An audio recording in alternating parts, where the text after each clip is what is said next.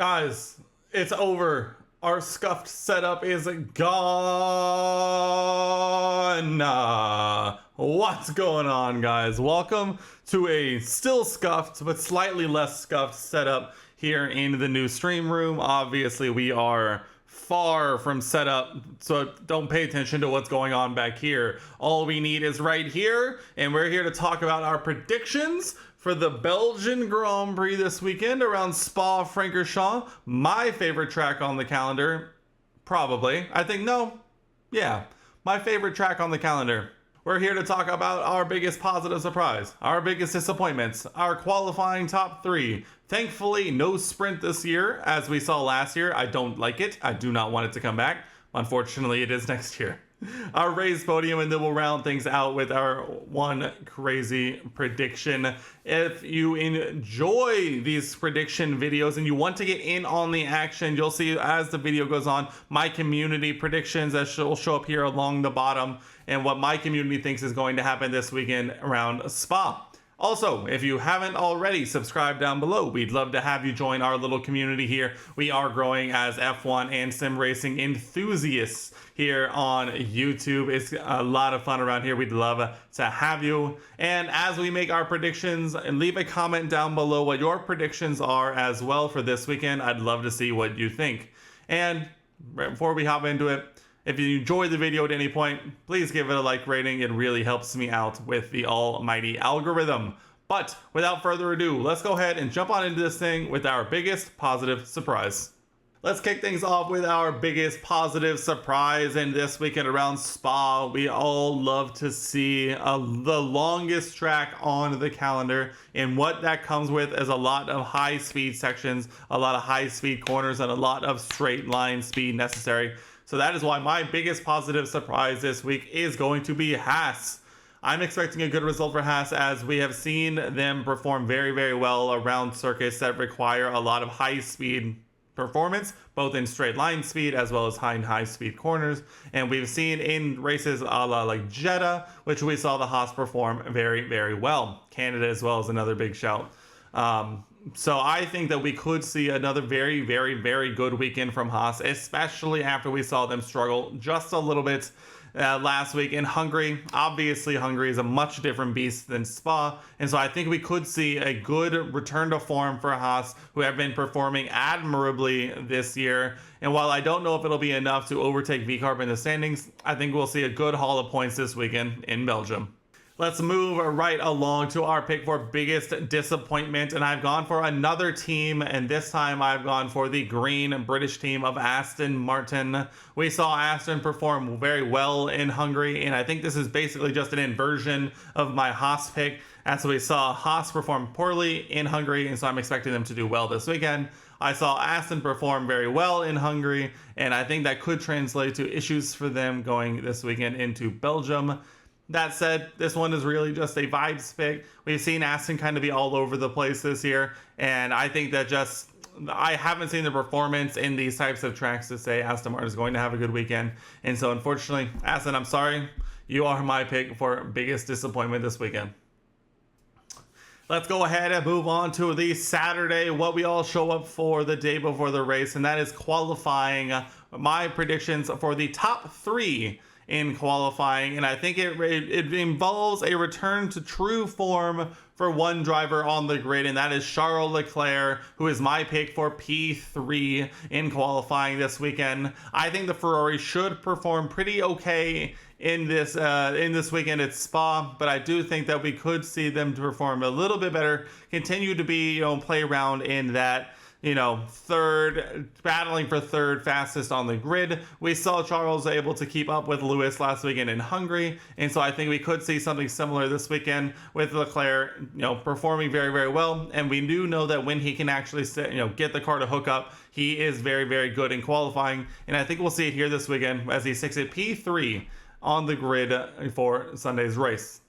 And then that brings us to my pick for second place in qualifying, and I have gone for the Red Bull of Max Verstappen. I don't know what I would have told you if you had said at the beginning of the year that by the summer break, Red Bull would have fallen all the way back into the clutches of the upper the upper field of F1, especially after Bahrain, which we saw one of the most dominant wins ever, potentially, as Red Bull was just head and shoulders above everyone else.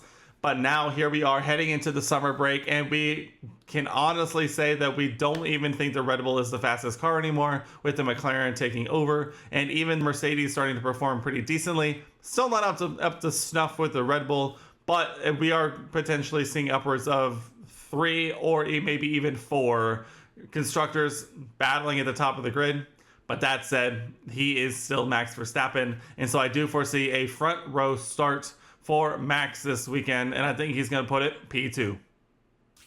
And then that only leaves my pick for pole position this weekend in Spa, and I have gone for the McLaren of Lando Norris. Obviously, one of the major talking points in between last weekend's race and this weekend's race is going to be McLaren and how they handled the fiasco, we'll put it nicely, situation in Hungary. And I think we'll see Lando come out a little bit extra focused after having to give up another win in Hungary last week to give Oscar his first.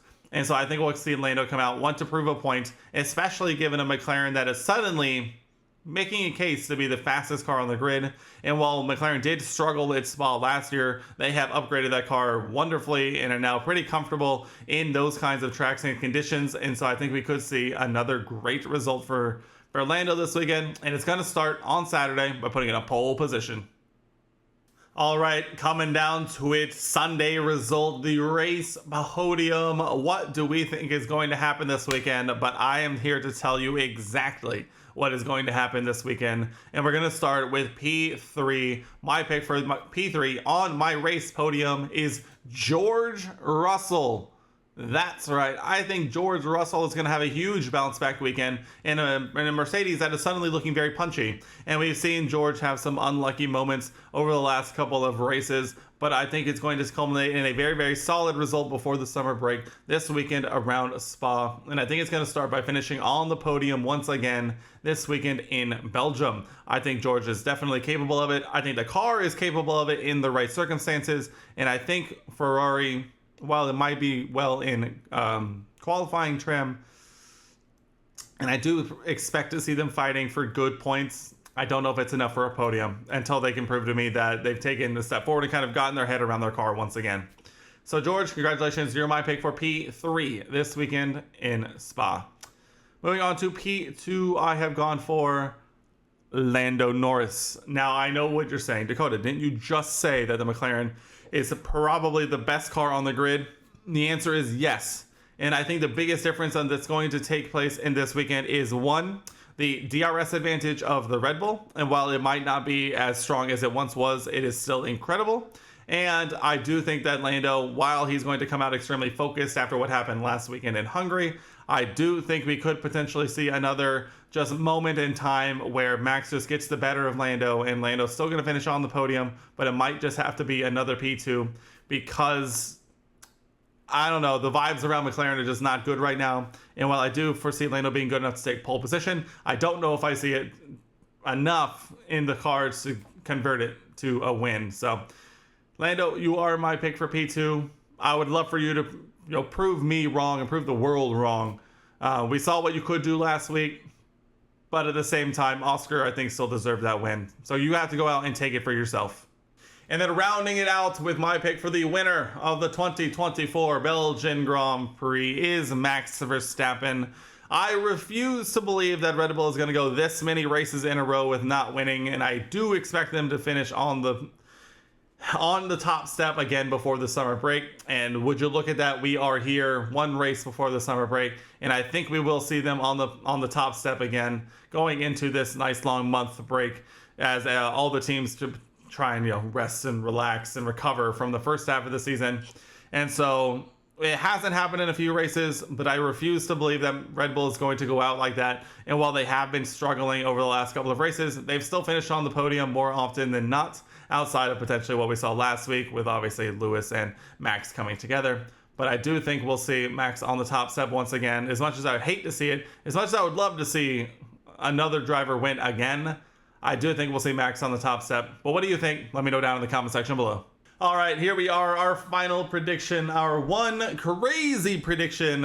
And this weekend, I have gone for something a little crazy, something you don't see all the time, but I do think it's coming, and it might just be my HDS coming into play. That's right, my Haas delusion syndrome is in full force, and it can only be quelled by double Haas points going into the summer break this weekend. That's right, Nico Hülkenberg, Kevin Magnussen finishing in the points together, bagging a solid amount of points this weekend. I think it's definitely on the cards. I think Haas should perform very, very well, and I definitely see it coming home. Whoever finishes in front is going to deserve it 100%, and I cannot wait to celebrate with you after the race weekend is over as Haas come home and finish in the double points standings, and potentially, depending on where those standings and those finishing positions are, could potentially overtake VCarb in the constructor standings. I believe the last time I looked, they are 6 points behind, so a double points would go a long way, especially if we can outscore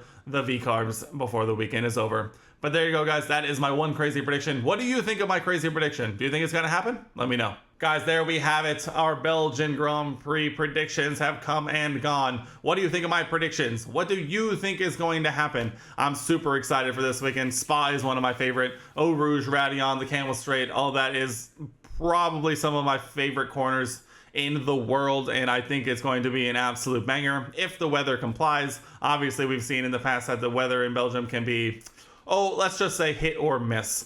But I think we're going to see an absolute banger. What do you guys think? Let me know down in the comment section below. Once again, subscribe if you haven't already, and turn on notifications so you don't miss a single upload. I appreciate you guys coming and hanging out if you made it this far. If you have, leave a like rating. It would really help me out. And I appreciate you guys, and we'll see you after the race weekend is over to see how our predictions got on. But until then, I'll see you in the next one.